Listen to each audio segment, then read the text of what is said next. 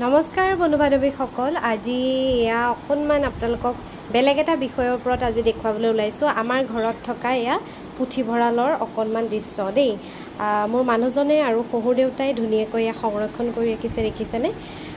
কিতাপ আৰু কিনা হয় কিতাপখিনি। তাৰ ওপৰত মোৰ মানুহজনে অকণমান ক'ব, তাকে কি কয় কোৱা।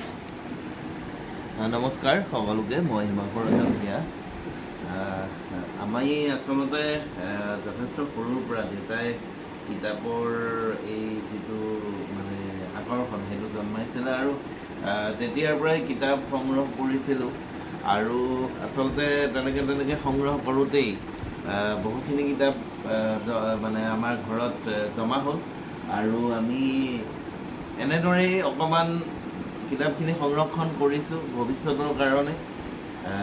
যথেষ্টখিনি কিতাপ আমাৰ আছে ইয়াতে, অসমীয়া সাহিত্যৰ যথেষ্টখিনি কিতাপ আমি ইয়াতে পুথিভঁৰাল আকাৰত এটা সৰু গৃহ পুথিভঁৰালৰ আকাৰত আচলতে সংৰক্ষণ কৰিছোঁ। এয়া আপোনালোকে দেখিবলৈ পাইছে, যথেষ্ট আপুৰুগীয়া কিতাপ ইয়াত আছে।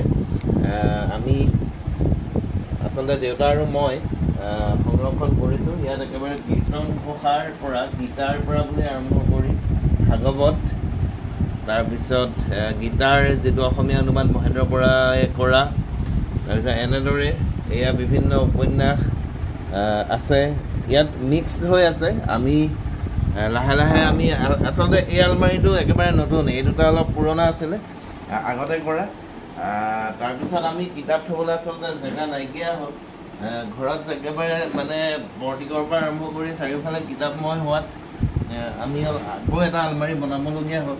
আচলতে এতিয়াও কিতাপ শেষ হোৱা নাই আৰু এনেকুৱা হয়তো দুটা আলমাৰী থাকিব। আমাৰ বিভিন্ন আৰু কিতাপ আছে, আলোচনী কিতাপ, কাৰণ প্ৰায় প্ৰতি মাহে আমাৰ 7-8খনমান আলোচনী, কেতিয়াবা 10খনৰ ওপৰ হয়, জমা হয়। মই যিহেতু লিখা মেলা কৰোঁ, বিভিন্ন ঠাইৰ স্মৃতিগ্ৰন্থ পত্ৰিকা আদিত লিখা মেলা কৰা হয়, গতিকে সেইবোৰ পঠিয়াই দিয়ে ডাক যোগে, সেইসমূহ ইয়াত এনেকৈ জমা হয়। আৰু আচলতে এই কোঠাটোতে আমি অকণমান এনেদৰে সজাইছোঁ পুথিভঁৰাল হিচাপে। যথেষ্ট আছে আৰু যথেষ্ট কাম বাকী আছে। এইখিনি আমি অকণমান প্ৰথমহে প্ৰিলিমিনাৰী কাম আমি লাহে লাহে আৰম্ভ কৰিছোঁ। কি হয় আৰু সেয়াই, তাৰ লগতে আকৌ ইয়াতে এনেদৰে অকণমান ব্যস্ত হৈ থাকোঁ লিখা মেলাৰ কামত। সেয়াই।